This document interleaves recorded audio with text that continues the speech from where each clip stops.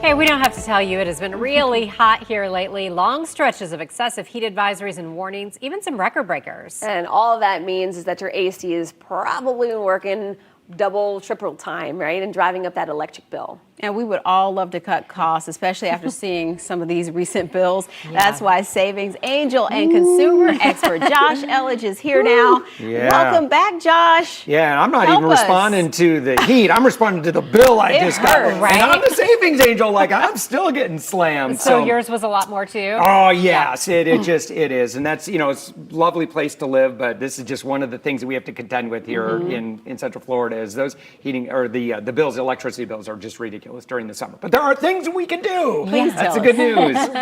Yeah. So listen, so the most important thing, and if there's one thing that someone's watching us right now will do, is this weekend, you can go to your favorite church of choice, but I want you to go to Church of Energy Savings online. Just go do a Google search and I promise you, if you spend 30 minutes and just learn stuff, anyone can find 3 to 5 things that they can do that will absolutely make a significant impact in your energy bill for the rest of your life. And I'm talking savings of $100 or more by just simply finding some of those big energy vampires that are existing in our home.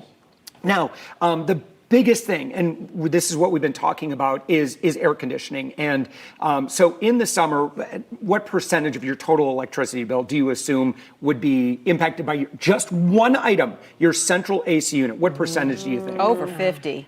Yes. Yeah, it is. It's over 50% of your bill is that one item, that central air conditioning unit. So that's what we want to try to get that thing to run as less. Because every time that thing's running, the dollars, you can just imagine those dollars is going off into the sky. Yeah. So the biggest thing that we can do is we want to increase that thermostat. And we want to do that in a way that's not going to negatively impact our lifestyle. So now, the easiest thing to do is if we're all at work, we're all at school, there is no reason to keep that home air conditioned.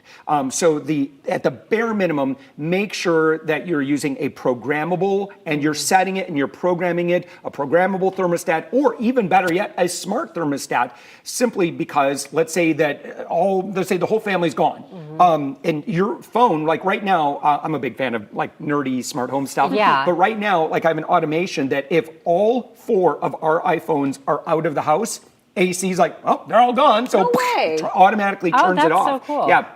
Now, you also have to, set it so that when you come back. Now, there's this myth that people believe that, oh, well, wait a minute. If it gets warm in the house when I'm away, it's going to cost more money to recool it. I was just going to ask that. That is such a big myth. It's absolutely not true. So to recool a house, let's say in 30 minutes that it takes, it's significantly less money to do it that way. So yeah, when you're gone, just basically 82, 85 degrees, not a problem, because it's not going to take that long to cool down.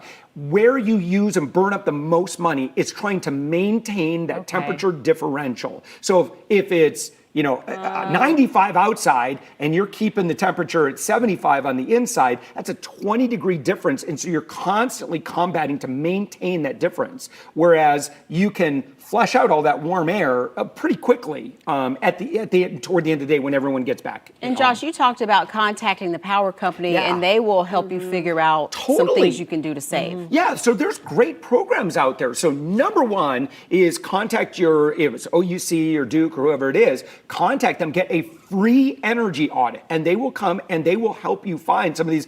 Oh my gosh, and they'll sometimes use a little scanning guns and find out where you're losing cold air out of your home.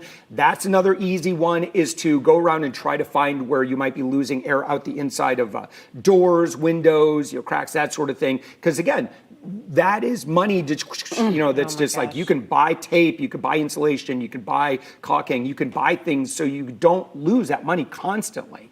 And how important is it to keep up with changing the filters and the maintenance? That makes a big difference in the operation, right? Yes. So during the summer, you should be changing that filter, I would say once a month, to get your maximum savings. So sometimes people will say, well, it costs money to replace the filters. And again, that's a very poor argument, because you want that air conditioning unit to be running as efficiently efficiently as possible, which means getting a tune-up, having someone go in and check in, make sure your coils are clean, that sort of thing. But again, that filter is easy. Anyone can do that, and you should be doing that with regularity.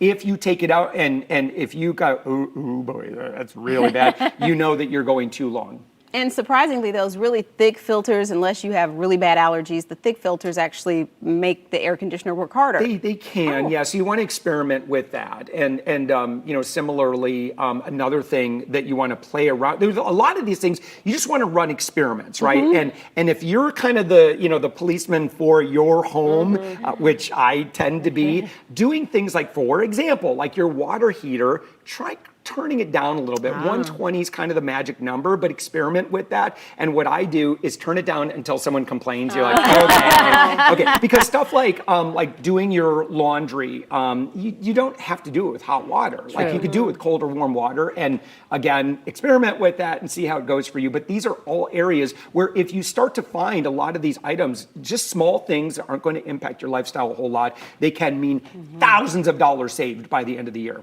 Wow. All right. Thank you so much. And where can we find more of your tips online? Well, first off, just generally do a Google search. Remember, Church of Energy Savings this weekend. That is your one assignment. Okay, but yeah, you can go to our website, Savings Angel. I've been writing on this topic for over 15 years. I am totally a nerd on this thing. All right. Well, thank you so much, Josh. Always good to see you.